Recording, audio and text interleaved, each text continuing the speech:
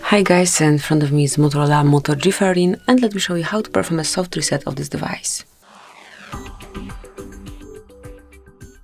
So basically all you have to do is to tap on power button along with volume up button, so just hold them together, keep holding,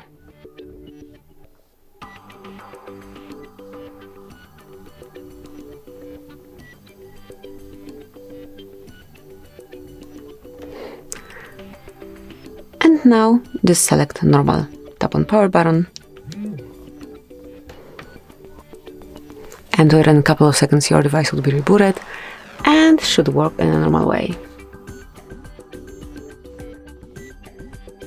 And that's it. Smoothly unlock your device and use it in a normal way.